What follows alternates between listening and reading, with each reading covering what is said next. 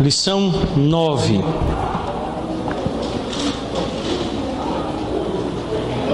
Batismo infantil. Vamos abrir nossa Bíblia, Romanos, o capítulo 4, para lermos os versos 16 a 18. A Epístola de São Paulo aos Romanos, capítulo 4, verso 16 ao verso 18.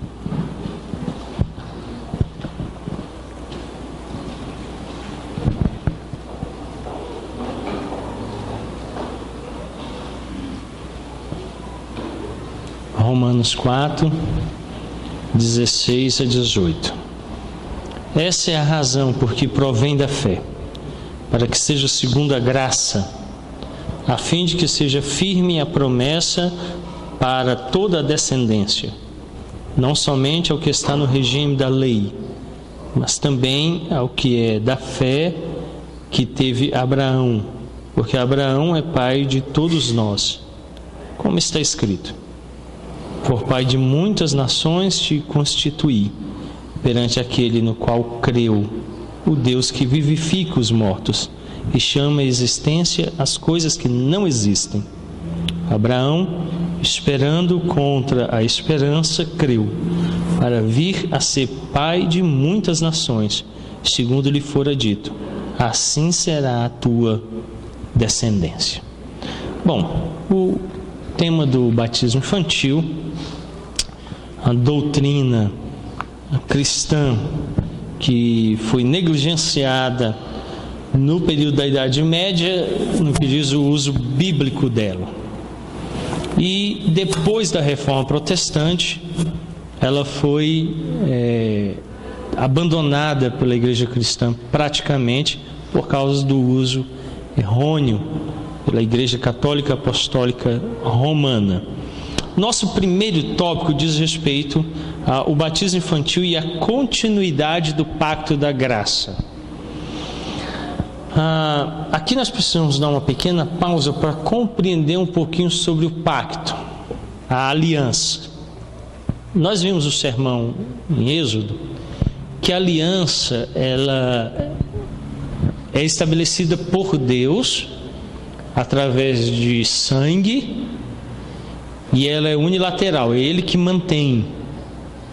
Ela segue um padrão hitita, que eram os povos antigos, posteriores aos hebreus, que uma aliança era estabelecida pelo derramar de sangue. Por isso que Abraão, Deus o chama e manda ele partir os animais ao meio. Quando os hititas faziam um contrato, eles tomavam um animal, o partiam no meio e diziam: se você não cumprir a sua parte do contrato, vai ser feito com você o que foi feito com o animal, vai derramar sangue. Então é por isso que Abraão parte os animais. E quem é que passa no meio? Deus. Uma tocha fumegante aparece e passa no meio dos animais. Então Deus se coloca em aliança. Só que ele jura por ele mesmo, porque não tem maior do que ele para jurar. Então jura por si mesmo. E aí ele se coloca em aliança com Abraão. E ele vai manter a aliança. Essa aliança, ela, claro, vem de antes da criação do mundo. Pacto das obras, no qual Deus disse a Adão que se ele vivesse em obediência, ele teria direito à vida. Tanto que quando ele desobedece, ele diz assim: coloca os querubins na entrada do jardim, porque se ele entrar e comer do sacramento da árvore da vida, ele viverá para sempre. Então ele perdeu o direito.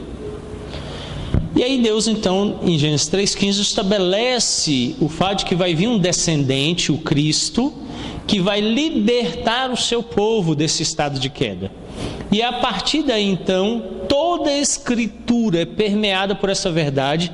Nós vamos ver isso claramente em 3 sermões, talvez 4, que teremos na genealogia do capítulo 1 ao capítulo 9 de 1 Crônicas.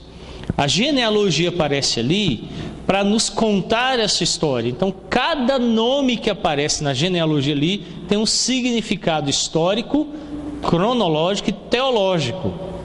Quando você salta a genealogia, você está ignorando a ação de Deus desde Gênesis 3,15 até a vinda de Cristo e a continuidade nos eleitos. Então, essa visão ampla permite que eu tenha uma Bíblia com uma mensagem, um Salvador, um Deus operando com uma mensagem de salvação. Não são vários momentos de Deus bravo, Deus feliz, Deus triste, Deus que mata, Deus que salva.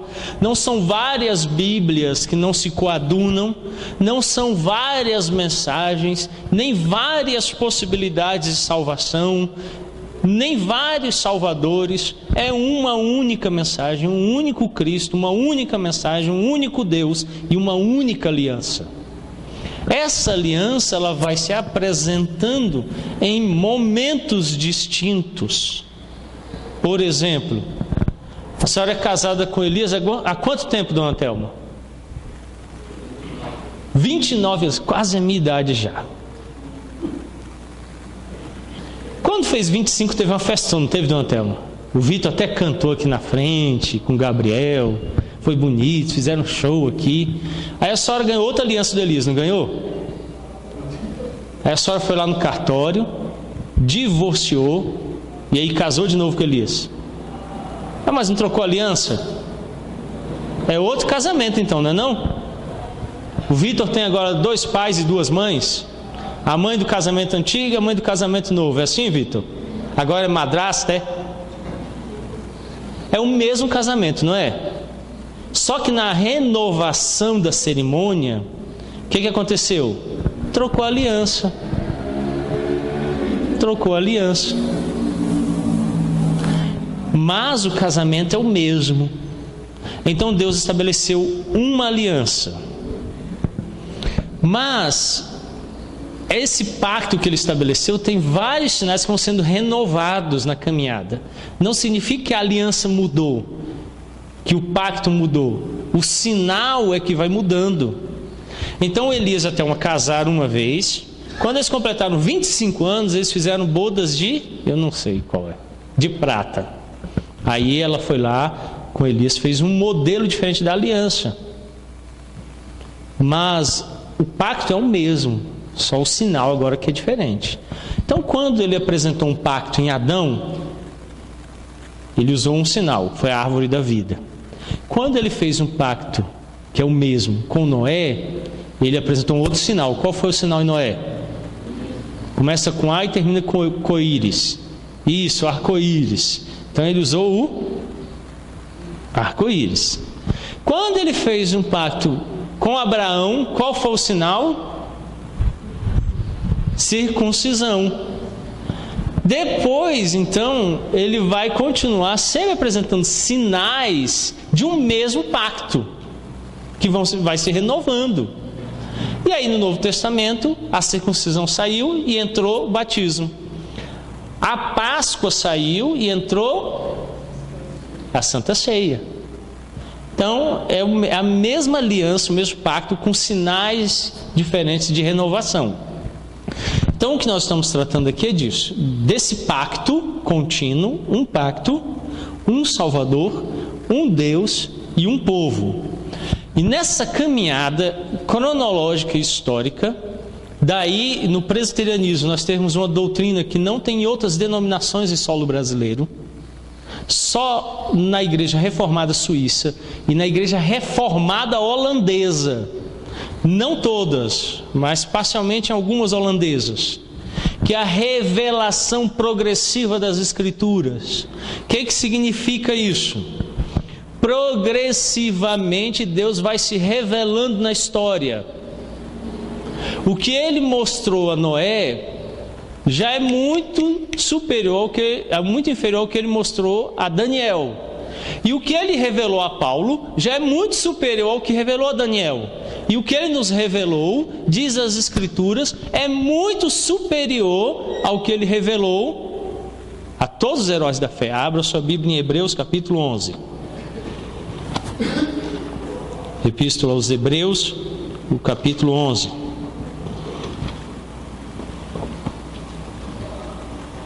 Olha o que diz o verso 40. Alguém leia, por favor. Leia o verso 39 e 40. Ora, todos estes que obtiveram bom testemunho por sua fé, não obtiveram a concretização da promessa, por haver Deus provido coisa superior a nosso respeito, para que eles, sem nós, não fossem aperfeiçoados. O que Deus fez a nosso respeito? Nos proveu com coisa superior. Aí vai lá e lê assim: poxa, mas olha lá, está dizendo aí que Moisés viu a sarça ardente. Eu vi a sarça ardente, o mar se abrir, os jovens serem lançados na fornalha e não serem queimados. Eu vi o Cristo nascer, eu vi o Cristo morrer, eu vi o Cristo ressuscitar, eu o vi ser assunto aos céus, e eu não sei se eu o verei voltar em vida ou se me encontrarei com ele na morte. Mas isso tudo é superior ao que Moisés viu. E diz aqui que eles fizeram por fé. Por isso que Jesus encerra dizendo: mais bem-aventurados os que não viram ocular, mas creram. Porque os que foram testemunhas oculares não são tão bem-aventurados quanto vocês, porque vocês sabem mais do que eles. Então ela vai se tornando maior, a revelação ela vai se tornando maior conforme ela vai progredindo, e ela vai fazendo na própria Escritura. Na própria Escritura. Então hoje nós temos uma revelação completa, eles não tinham uma revelação completa, isso nos faz superiores. A revelação progressiva, então, ela mostra que a aliança vai ganhando progressão e vai se completando conforme as coisas vão acontecendo. Eles olhavam para o Cristo que viria, nós olhamos para o Cristo que veio. Eles aguardavam a vinda, nós aguardamos a segunda vinda. Então houve distinção. Bom, partindo deste ponto, o batismo infantil então é a continuidade do pacto da graça. Contudo, o batismo, segundo foi instituído, deve ser administrado em nome da Trindade Santa, o que aponta a realidade sublime da comunhão do crente, não somente com o Filho, mas com todas as pessoas da Trindade. O batismo é um selo caracterizado pelo nosso pertencimento ao Senhor. Somos posse dele. 1 Pedro 2, 9 a 10. Por isso que eu falo, na igreja não há espaço para voluntariado. Não tem. Você quer ver uma espécie de voluntariado? Bento, amanhã, 10h30 da manhã, você pode me levar com o seu carro em determinado lugar? Dá para levar? Não? Está trabalhando? Então ele não pode. Eu posso obrigá-lo? Não posso. O carro é dele, ele é livre como pessoa. Então, se ele se voluntariar, eu vou ver se eu falto, eu vou dar um jeitinho, não, eu te empresto o carro. Ele pode fazer, não pode? Mas ele não é obrigado, ele é? Não. Agora, a esposa dele chega e fala assim: Bento, 10h30 da manhã, tem que levar a menina agora para o hospital que está morrendo. O que ele vai fazer? Não sei, hoje eu estou tão ocupado, deixa eu ver a agenda aqui, talvez eu possa. É assim? O que ele vai fazer? Ele é obrigado, como esposo. Se ele não fizer isso, a esposa vai ficar feliz, não vai com ele? Não. Como pai, ele é obrigado, como pai, a cuidar da filha. Como cidadão, a lei diz que ele é responsável, porque ele é tutor. Então ele está em obrigação. O que você é para Cristo? Você é igual a Cristo? Você tem a mesma patente que Ele? Você é filho de Deus? Nós somos filhos por adoção. Você é filho de Deus? Não. Você é rei do universo? Não. Você é justo? Não. O que você é em relação a Cristo? Vai para o Novo Testamento, é servo. E a palavra lá é escravo, doulos. Você é escravo, comprado por preço. Não é isso que diz no Novo Testamento? Vós fostes comprados por preço de sangue. Não foi nem dinheiro, que se fosse dinheiro dava para comprar de volta, não dava? Eu dava uns 50 reais pelo Fernando. Não está muito, né? 40 reais. Tem gente que na frente fala assim, muito, é muito. Aí compra o outro. Se fosse dinheiro dava para comprar, não dava? Dava? Dava. Agora você chega na sua casa, descobre que alguém entrou lá e tirou tudo que você tinha, não ficou nada. Ele abusou sexualmente da sua esposa, da sua mãe ou da sua irmã e matou todo o resto da sua família, deixando os corpos lá. Você sente o que por essa pessoa? No mínimo ódio, no mínimo, né? Você morreria por ela? Você daria o seu sangue por ela? Aí você sai na rua, você encontra ele lá morrendo. Alguém fala assim, olha, está precisando do sangue e tal, é o seu sangue. Só que vai ser tanto sangue que você talvez possa morrer se você der. Você daria o sangue por ele? A Bíblia diz que mesmo que alguém se animasse a fazer isso, não teria valor nenhum. Você sabe por quê? Porque você é igualzinho a ele. Você mata, você rouba, você estupra. Igualzinho. Não, pastor, não venha com essa ideia de que você não praticou o ato, porque Jesus disse que o adúltero é aquele que pensa. Quantas vezes você não pensou em matar alguém, né? Se eu pegar o fulano hoje eu mato. Não é? E às vezes que você praticou estupro, fecha os olhos e fica imaginando, pensando, cobiçando, cheio de lascívia, com uma pessoa que não deseja você, não quer você, não autorizou você, não está casada com você. Isso é estupro. E quantas vezes você não se apropriou literalmente do que pertence ao outro, ou desejou? Poxa vida, a casa do fulano, se eu tivesse uma casa assim, e ele nem experimenta a casa dele como deveria, eu ia passar o dia na piscina. Mas para ter a casa ele trabalha, né? Então não dá para passar o dia na piscina. Mas nós somos assim. Então ele diz assim, vocês são todos iguais, ninguém pode morrer por ninguém aqui, porque é todo um devedor, só tem um justo. Só um pode realmente dar o sangue pelo injusto, por quem mata, rouba, pilha, estupra, é assassino, homicida, ladrão, raça de víboras, tem a boca cheia de veneno, os pés velozes para derramar sangue. Não há um justo sequer, todos morreram e uma só se desviaram.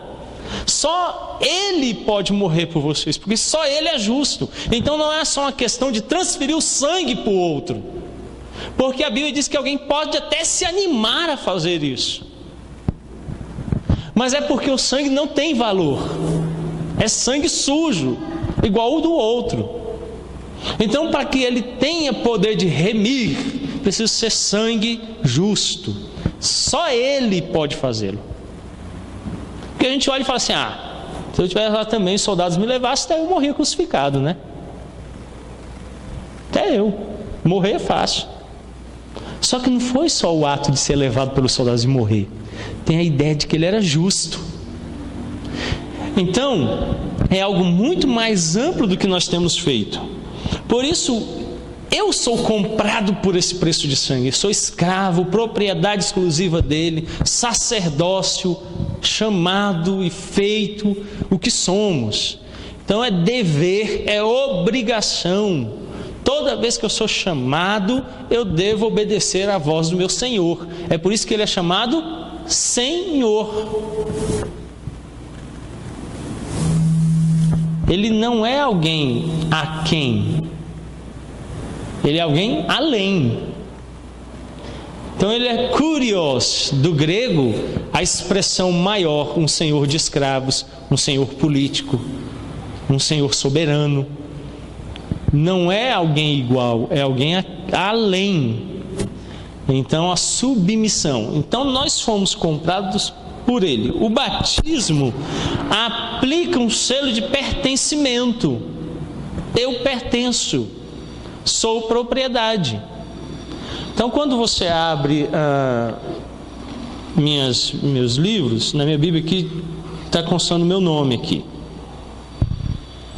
bem na capa da frente. Nos livros tem um carimbo.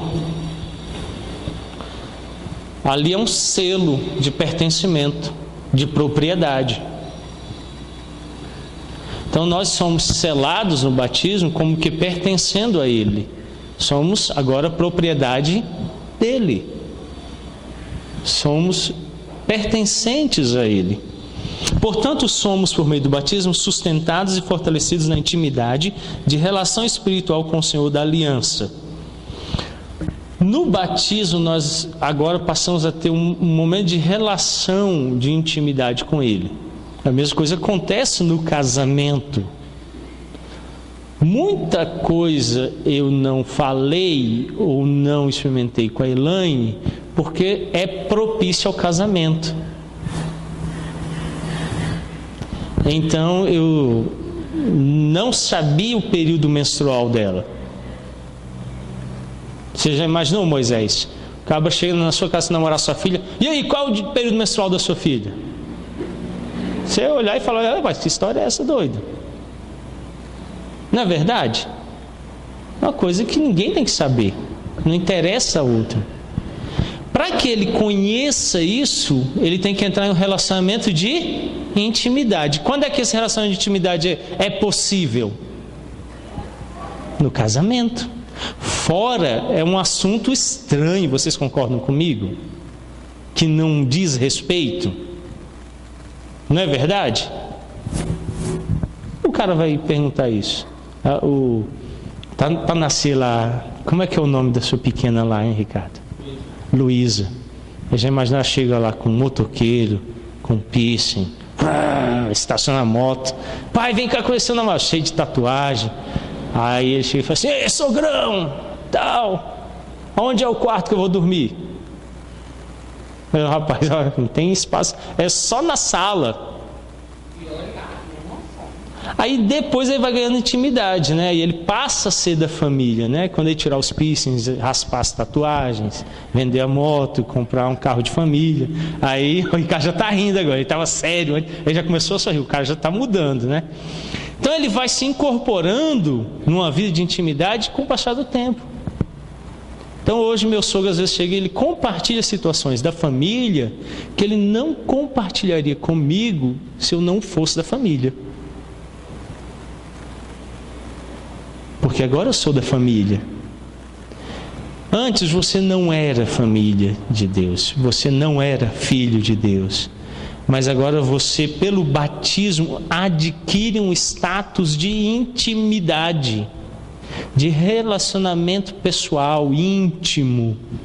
E agora você passa a conhecer de dentro a vida da família de Deus, daqueles que pertencem a Deus. Esse é o estado. O principal fundamento que sustenta biblicamente a prática do batismo infantil está na unidade e continuidade intrinsecamente essenciais que caracterizam a aliança da graça realizada por Deus com Abraão, sendo confirmada nas alianças subsequentes. Esse benefício, em sua essência, são concedidos aos gentios no Novo Testamento. Abra sua Bíblia lá em Gálatas 3,14. Vamos ler a epístola que São Paulo escreveu aos Gálatas, no capítulo 3, o verso 14. Quem encontrar pode ler.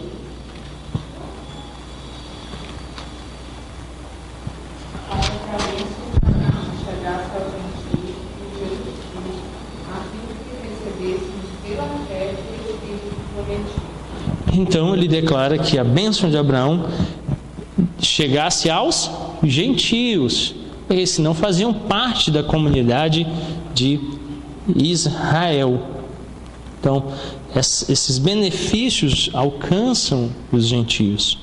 Então o batismo infantil ele está ligado a essa ideia da unidade e continuidade da aliança. A aliança é essa relação direta de Deus com o seu povo. E o povo é povo mesmo. Deus não entra em aliança com o indivíduo, ele entra em aliança com o seu povo. E o núcleo que forma o povo é a família. Então ele entra em aliança com a família. Isso é claramente presente nas nossas relações sociais. Por exemplo, Gênesis começa dizendo que quando Adão se casou com Eva, a primeira coisa que Adão fez no relacionamento foi nomear Eva. Lembram? Por 2 vezes ele deu nome. Porquanto do varão foi tirado, se chamasse a varoa. Ainda bem que a gente não manteve, né?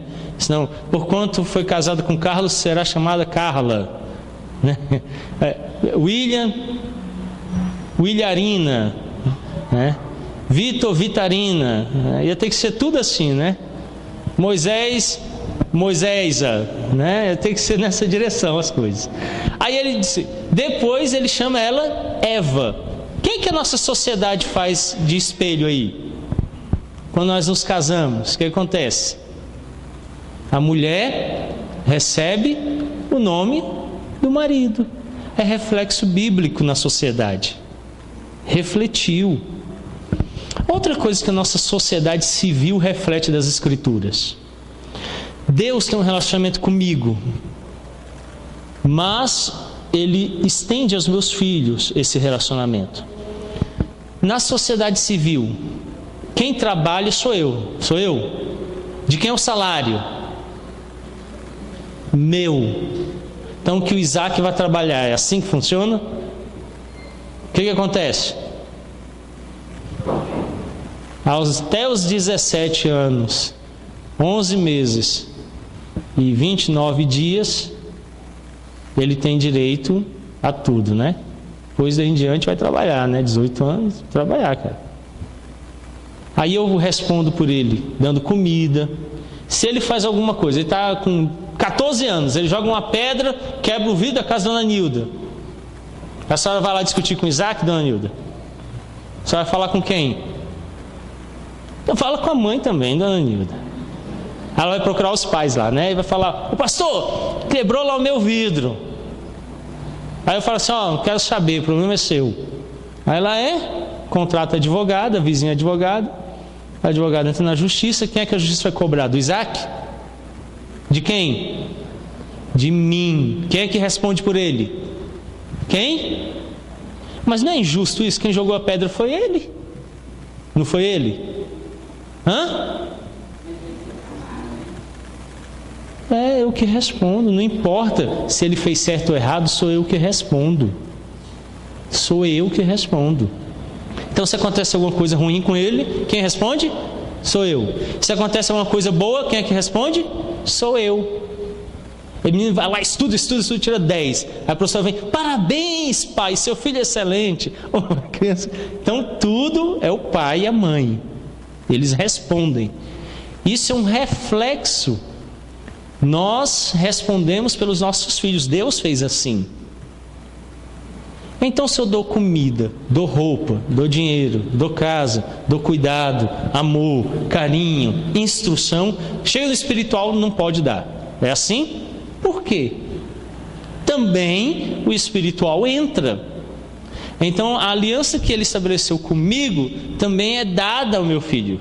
Veja que nós não estamos falando que eles são salvos, mas que nós estamos aplicando a eles uma graça que tem sido concedida a nós. Então o segundo ponto, o batismo e a salvação.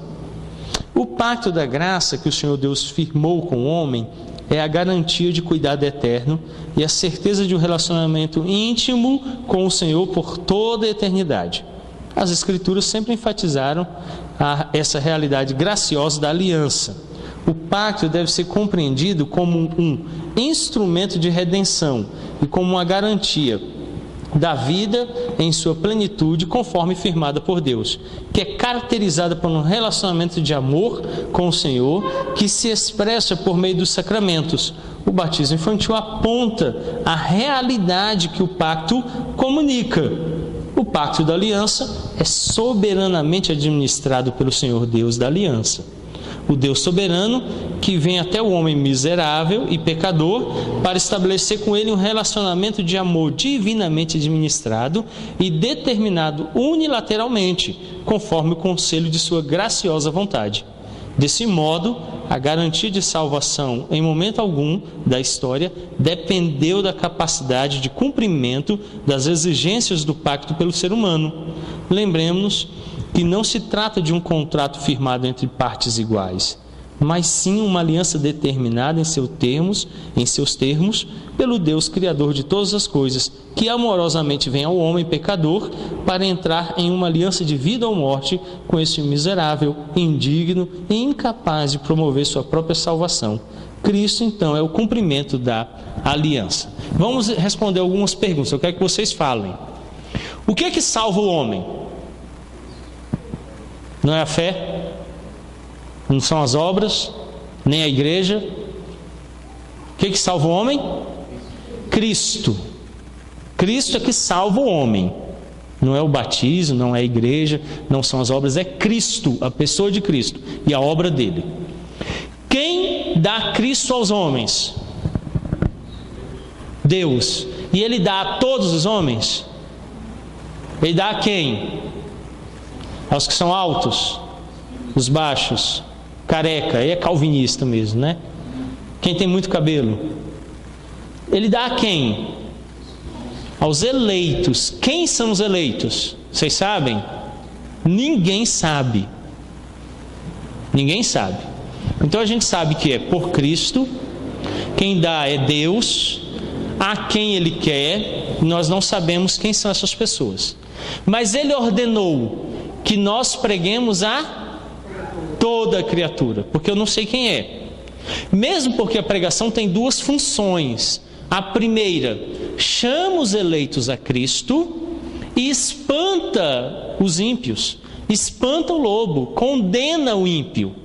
Então ela ou chama o eleito ou condena o ímpio. Então, quando eu estou pregando, eu estou cumprindo esses dois papéis que devem ser realizados. O papel de pregação para a salvação e pregação para a condenação. Então eu olho todo mundo como alvo da pregação. Se ele vai ser salvo ou não, aí é Deus, que aplica quem Ele deseja, como Ele quer, conforme lhe apraz. Eu sei dos adultos quem vai ser salvo? Não. Eu sei das crianças quem vai ser salvo? Não. Tanto o adulto como a criança, quem é que dá salvação? Em quem? Então depende de mim? Nem de quem quer, nem de quem corre, mas dele como lhe apraz. Então ele pode salvar um adulto ou uma criança? Pode, porque depende de intelecto? Não. É a operação do Espírito. Por isso que João Batista, quando ainda estava no ventre materno, as Escrituras declaram que aconteceu o quê? Quando Maria se aproximou. Quem é que estava na barriga de Maria? Cristo. E João fez o quê? Estremeceu. E o que a Bíblia diz? Porque ele sabia que ali estava o seu... Mas espera aí, ele não estava na barriga ainda? Jeremias declara que ele foi chamado quando? Quando ele estava sendo formado, quando ele era infante. O que o salmista declara no Salmo 139? Que ainda ele não tinha sido formado e tudo já estava determinado. Então não é a dependência de intelectualidade ou algo que vem da sociologia, chamada tal idade da razão. Não existe isso. Nenhum documento da Igreja Presbiteriana do Brasil, dos nossos símbolos de fé, que regem a nossa fé, falam dessa expressão idade da razão. Não existe. Porque quem dá fé é Deus, é um dom de Deus. Deus pode dar fé para uma criança de 3 anos? Pode, se ele deu para João Batista no ventre? Pode. Diferente é ela compreender a pregação, aí é uma outra coisa. Mas a gente está falando da fé concedida por Deus e da salvação concedida por Deus, que pode ser dada de forma extraordinária, não pode? A fé vem pela pregação da palavra. Mas Deus pode agir de forma extraordinária? Pode. Paulo, qual foi a pregação que Paulo ouviu? Nenhuma. O próprio Cristo lhe apareceu e o chamou. Quem aqui viu Cristo e foi chamado por Cristo? Ninguém. Mas vocês creram como? Pela pregação. É o meio ordinário. Mas pode ter acontecido algum meio extraordinário entre nós? Pode. Deus pode ter chamado de outra forma, por motivos que às vezes desconhecemos. Não tinha um pregador no lugar, ninguém ainda tinha chegado àquela região, e Ele pode chamar como lhe apraz, porque em todos os lugares Ele tem eleitos, e Ele os chama como lhe apraz. A forma ordinária, comum, é a pregação, mas ela pode acontecer por outras maneiras. Vamos abrir lá no Evangelho de Lucas, se eu não me engano é o capítulo 2, para lermos o texto lá de João Batista. Se não for o 2, é o 3. Se não for o 3, é o 4. Alguém já achou?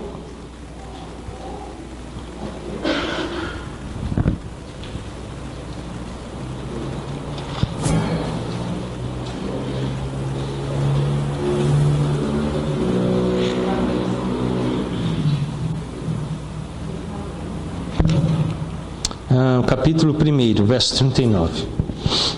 Naqueles dias dispôs-se Maria, foi apressadamente à região montanhosa, uma cidade de Judá. Entrou na casa de Zacarias e saudou a Elizabeth. É Isabel, mas o texto grego diz Elizabeth. Ouvindo esta saudação de Maria, a criança lhe estremeceu no ventre. Então Isabel ficou possuída do Espírito Santo e exclamou em alta voz: Bendita és tu entre as mulheres, e bendito o fruto do teu ventre. E de onde me provém que me venha visitar a mãe do meu Salvador? Pois logo que me chegou ao ouvido a voz da tua saudação, a criança estremeceu de alegria dentro de mim. Bem-aventurada a que creu, porque serão cumpridas essas palavras que lhe foram ditas da parte do Senhor. Por que a criança saudou, tremeu lá dentro? O que o texto diz? Que a criança tremeu lá dentro, por quê? De alegria. O que João Batista estava fazendo dentro do ventre, diz o texto bíblico então? Reconhecendo que Jesus estava no ventre de Maria. Qual é a declaração que ela faz aqui? Que está no ventre dela é bendito. É o Filho de Deus. Bom, se a gente crê que as Escrituras foram inspiradas pelo Espírito Santo, o registro é fidedigno. Às vezes, quando a Elaine estava grávida da Alice e do Isaac, e a Alice tinha uma música que a gente cantava e ela mexia, no final tinha até que evitar, porque machucava. Eu ficava eufórico e machucava. Então o Isaac chegava e começava a conversar na barriga, e ele começava a mexer lá dentro. E às vezes dava bicudo, né? Eu falava, vai ser jogador de futebol. Chutava a mãe dele, dava chutes. Então o que ele está fazendo lá dentro? Ouvindo uma voz dizendo: essa voz me é conhecida. Essa voz traz afeto, traz carinho, traz um relacionamento. Então ele reconhecia. Tem uma reportagem super interessante, se não me engano, não me falha a memória, 2009, sobre o fato de que gêmeos dentro do ventre já brincam um com o outro. Então o que aconteceu aqui não é algo fora dos nossos padrões, mas as nossas crianças, quando no ventre ouvem determinada música ou a voz dos pais, elas se mexem. O que João fez foi isso. Quando Maria chegou, chegou o Salvador. E ela declara então que de alegria a criança se relacionou. então é um crente. Porque ela diz assim: de onde me provém que me venha visitar a mãe do meu Salvador? A certeza de que ali estava o Salvador, aquele que salvaria dos seus pecados. Então, nós entendemos que não importa a idade, Deus chama os seus, Deus os convida. A mesma coisa acontece com o profeta Jeremias. Abra lá o livro do profeta Jeremias, capítulo 1. Jeremias, o capítulo 1. Alguém leia, por favor, o verso 5.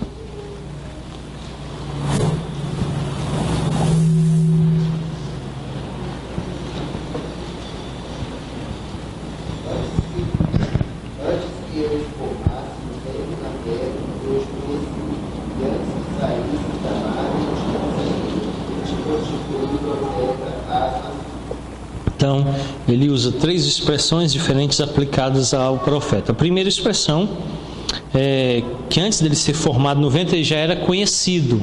A expressão conhecer no Antigo Testamento pode denotar o conhecimento sexual, o conhecimento de reconhecer a face, a pessoa, ou um conhecimento salvador. Então, aqui é esse conhecimento. Antes de você ter sido formado, eu o salvei, Jeremias. E aí ele continua: antes que você saísse da madre, antes que ele tivesse nascido, o que ele fez? Consagrou, separou ele. E aí ele usa a última expressão: e te constituí profeta às nações. E ele usa então aí um e que liga o estado anterior com o outro. Eu te consagro, eu te separo e o constituí profeta. Ele não vai ser profeta, ele é um profeta quando ele nasceu. Nasceu profeta. Quem foi que o fez assim? Deus.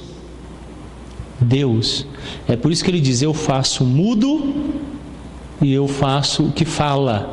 Eu faço o surdo e eu faço o que ouve. Eu faço o cego e eu faço o que vê. Eu faço o que me apraz. Então Deus é que elege. Então, quando você começa a dizer assim, quando a criança puder escolher, isso é arminianismo. Ninguém fez escolha nenhuma aqui, nós fomos escolhidos e chamados por uma vocação que não pode ser resistida. E aí o arminianismo penetra na igreja e a gente começa: tem que levantar a mão, senão você não aceita. Você tem que fazer uma oração, senão ele... Se você não fizer oração, se você não levantar a mão, ele quebra as suas pernas e ele te convence pela força que ele tem. Não é? Ele não faz isso? Ele faz isso. Então a gente acha que precisa dessa colaboração, mas a nossa teologia ela é monergista. Vocês sabem o que significa a expressão mono? É um só canal. Então é monergista. Funciona como? Só tem uma mão, Deus para cá. Ela não é sinergista. Sinergista é de 2 energias funcionando juntas: Deus e o homem. Isso é pelagianismo. E semi-pelagianismo, a possibilidade do homem responder a Deus, que é a teologia mais crida hoje no Brasil. Catolicismo romano e evangélicos em geral defendem a posição semi-pelagiana, que é a heresia condenada pela igreja. O homem respondendo a Deus. O homem não responde nada. O homem é salvo por Deus.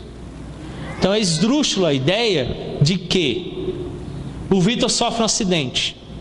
Aí está lá, impossibilitado de se salvar. Aí o bombeiro chega e fala assim: o senhor deseja ser salvo?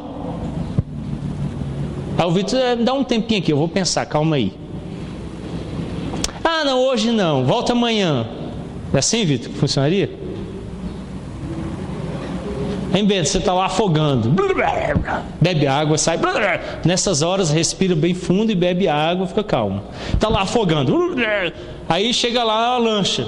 Aí o bombeiro: o senhor quer ser salvo agora? Levanta a mão. Aí o Bento abaixa a mão, fala, não vou ser salvo hoje não, vou exercer minha vontade livre, soberana de morrer aqui. Pula e faz como, dona Merivan? Passa o braço em volta do pescoço. Atenção, a senhora está sendo salva pelo Corpo de Bombeiros do Estado do Rio de Janeiro. Mantenha-se calma. E tira para a areia. E aí lá fora explica, né? Até então, o que ela fez? Ai meu Deus, tem um tubarão me pegando. Era o bombeiro já tirando. Perguntou nada, não quer saber, não interessa, você vai sair. Não sabia de perigo nada. Foi salva sem saber. Descobriu depois lá na areia. Você sabe também que o policial militar tem instrução para não permitir que você pule de cima da ponte. Ah, mas eu quero morrer. Você vai morrer hoje não. Te arranca, contém você, salva você. Você vai ser salvo querendo ou não. Salvação não é algo que a pessoa escolhe. É algo que é imposto. Então ele sofre salvação. Ninguém executa o verbo salvar para si mesmo, né? Eu me salvo. Você é salvo. Você é salvo. Então a salvação é aplicada a você. Deus vem, salva você. Não pergunta se você quer. Ele vai lá e salva. E aí ele faz você alguém salvo. Quando nós estamos pensando então em termos do batismo infantil, o batismo não aplica a salvação. Quem dá a salvação é Deus. Mas Ele ordenou que eu pregue a toda criatura. Isso é engraçado, porque os credobatistas pregam a todos, até os reformados, que não são reformados. Diz que não, pregar a todo mundo, pode não. Aí você lê lá o texto, prega a todos. Mas todos vão ser salvos? Ele, não. Mas tem que pregar a todos, ele mandou.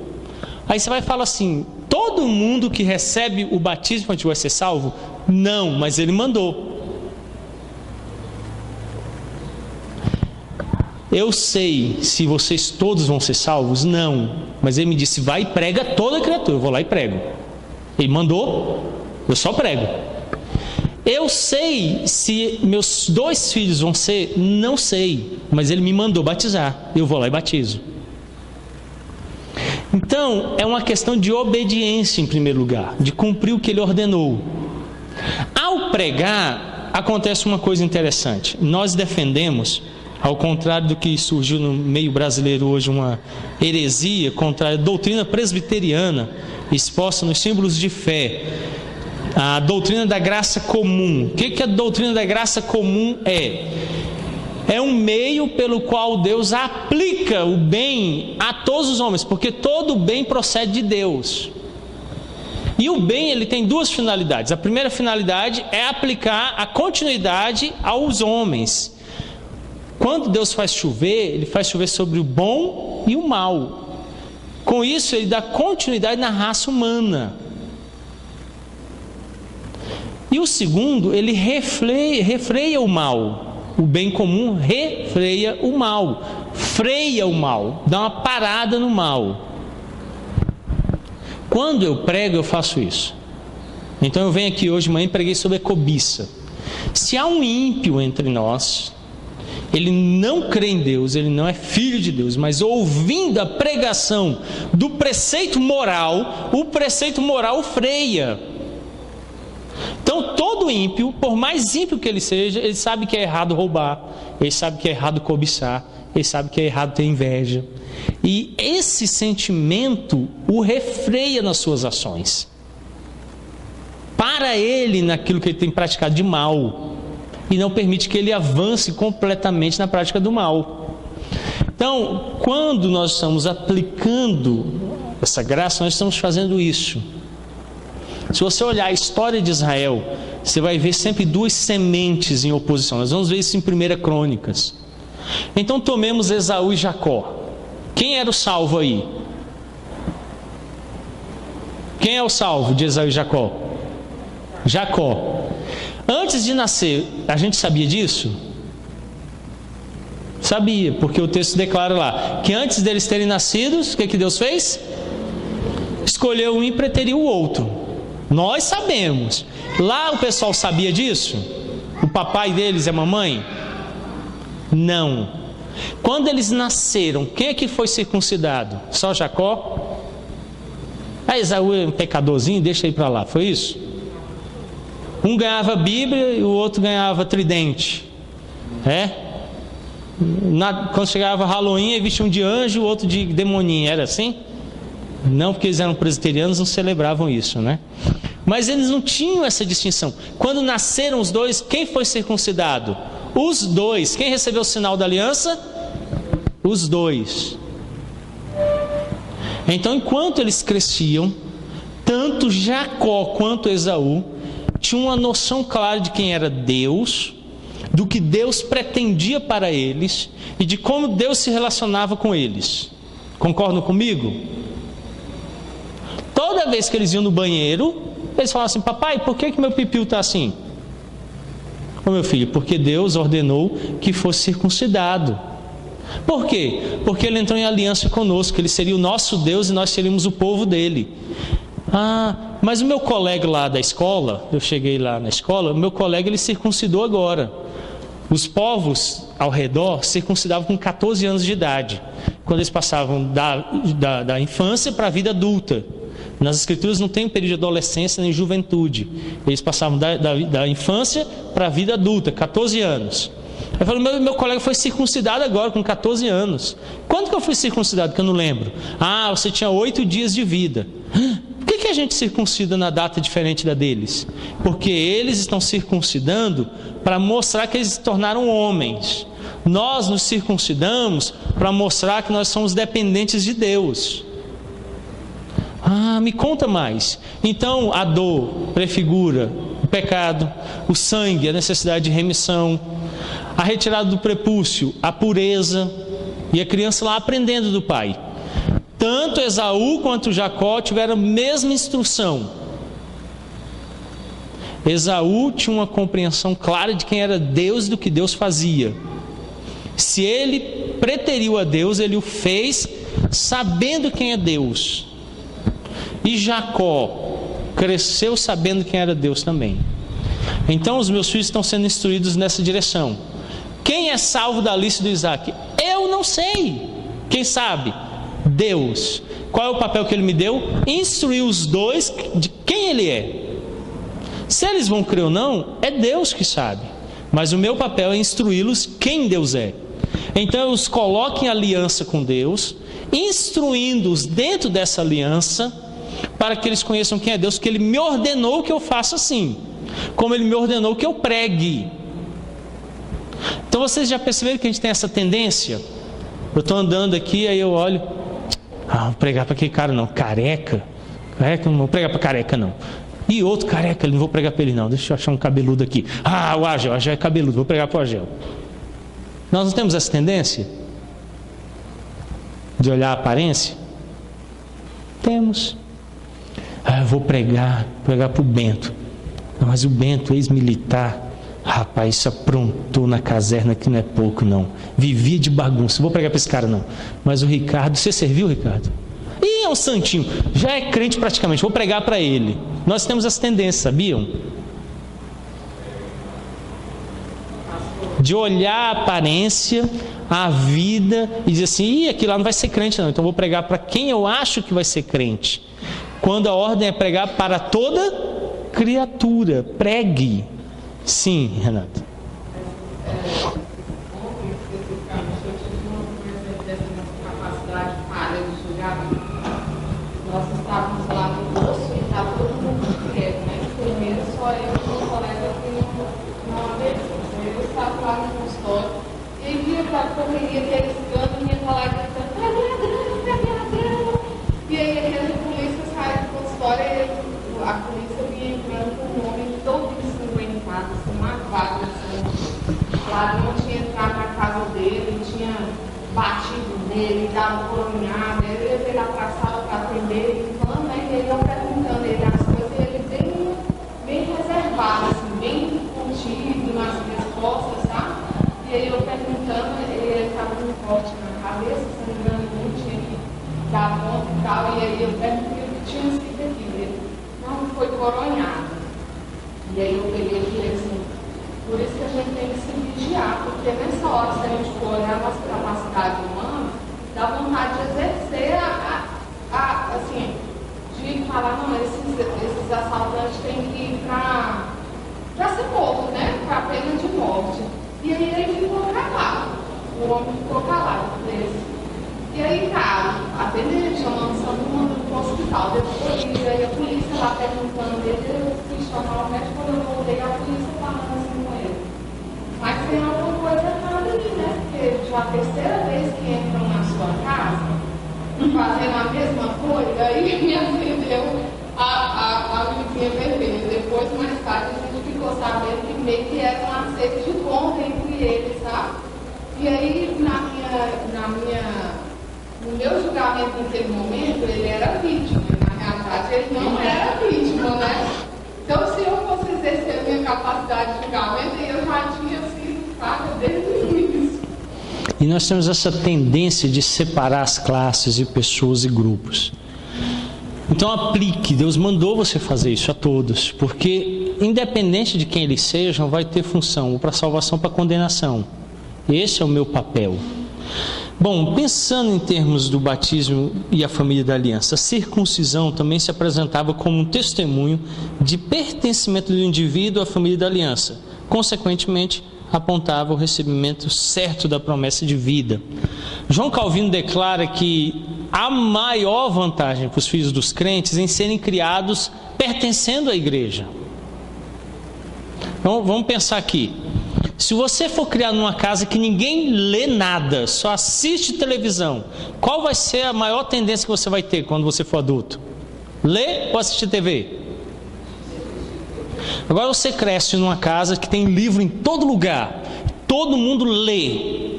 Você vai crescer, qual vai ser a maior tendência que você vai ter? Ter livros e gostar de livros. Agora você cresce numa casa e os pais falam assim, você vai viver no berçário do inferno. Quando você estiver grande, você decide se você quer Deus ou não.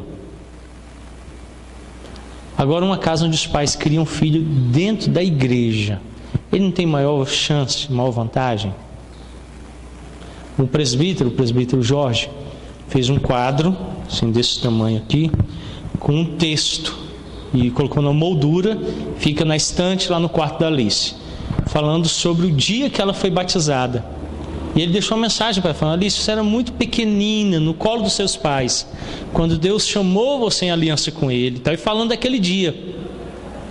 Quando ela começou a ler, a primeira coisa que ela fez foi perguntar: pai, o que esse texto quer dizer aqui? Está falando de mim. E aí é aquela hora que você fala assim, quando você nem entendia, quando você ainda era carregada, quando você ainda era sustentada 100% por nós, você já estava em relacionamento com Ele, com Deus. Então ela cresce com apreço pelo Senhor. Agora você já imagina um filho que chega aqui depois está drogado, a vida destruída.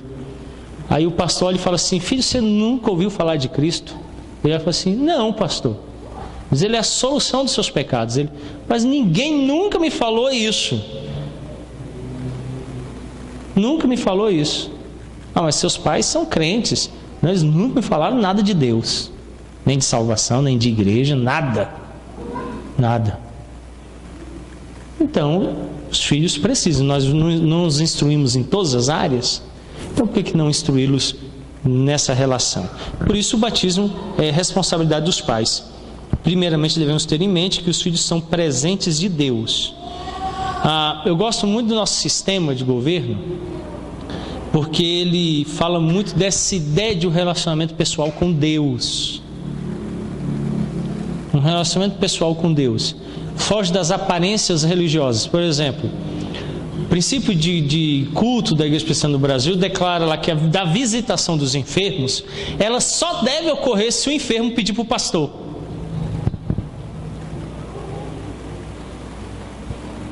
Sabe por que isso?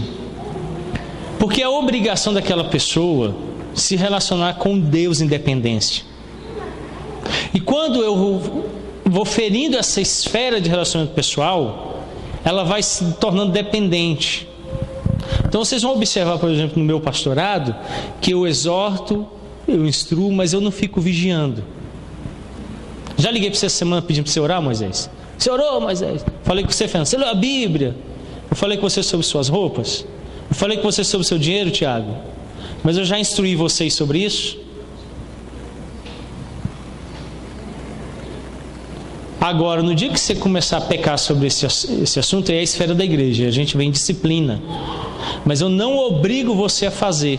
E na disciplina ainda fica em aberto o seguinte: você está sendo punido porque está impenitente quanto àquilo que já foi instruído, para que haja mudança de postura. Igual você tem tempo para pensar. Pense. E eu não vou ficar pagiando você, eu vou deixar com você e seus pensamentos. De uma a duas. Se é crente, aquilo fere a consciência e ele se transtorna dentro de si e se arrepende. Se é ímpio, o coração endurece. Presta atenção em Moisés com o faraó. Ele ia lá, batia e falava assim: Deus disse, e ia embora. Quando ele saía, o que acontecia com o faraó? Endureceu-se ainda mais o coração de faraó. Ele não ficava lá bajulando, insistindo: Faraó, pensa bem, rapaz, olha o que Deus está fazendo, você está vendo tanto de milagre, e não sei o que. Falava e ia embora. O faraó ficava pensando e endurecia. Quer endurecer, filho? Endureça, o problema é seu.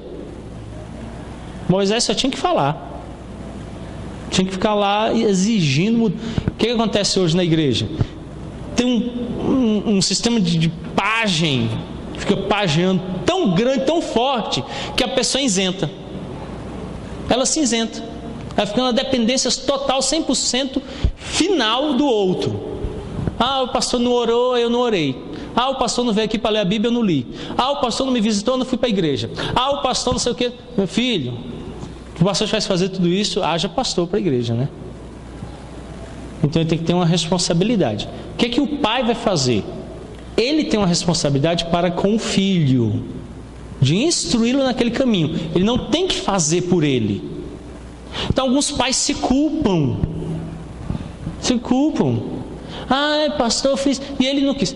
Não, você só tem que instruir. Depois que você instruiu, ele responde. Alguns tomam resposta pelo filho. Então eu já vi pai chegando e falando assim: pastor, fulano quer se batizar. E a criança fica assim. Aí eu falo: você quer? Meu pai falou, né? Então o pai pode chegar e falar assim: filho, qual a sua decisão pessoal já, tendo em vista que você está em relacionamento com Deus desde que você nasceu? Olha, Deus tem oferecido essa situação. Como é que você está respondendo? Mas não induzi-lo àquela resposta ou àquela ação. Deixe-o resolver. O seu papel é instruir, conduzi-lo no caminho. Se você o fez, ele vai responder. Positivo ou negativamente, ele tem que responder. Deus vai trabalhar no coração dele. Então essa é a perspectiva que nós devemos ter. Alguma dúvida ou alguma pergunta sobre esse tema do batismo infantil? Não? Ok? Tudo certo? Alguma contribuição? Então vamos orar então. E à noite, 19h30, nós estamos reunidos aqui para adorarmos a Deus. Bondoso Deus de graça e misericórdia, tens sustentado uma aliança conosco. E essa aliança tem uma expressão de salvação em Cristo. E nós cremos então plenamente que, porque o Senhor é quem estabelece e nos dá a salvação, que os nossos filhos devem ser colocados em aliança contigo, na perspectiva de serem chamados ou rejeitados por Deus, mas que devem ser instruídos na verdade desde a mais tenra idade, para que cresçam cônscios de que Deus os ama, ou certos de que Deus os rejeita por causa de sua impiedade. Em qualquer uma dessas duas situações, somos instrumentos de Deus. Concede-nos esta graça, então, de cumprirmos em obediência o mandato de Deus, trazer os nossos filhos em aliança contigo, para a aplicação da graça ou da condenação, e assim Deus seja glorificado. Ajuda-nos nessa tarefa, de glorificar o Teu nome e servi-lo em obediência. E ser sobre nossas casas, ó Pai. Nós rogamos, certos de que Cristo é por nós. É o que oramos em nome de Jesus. Amém. Deus os abençoe.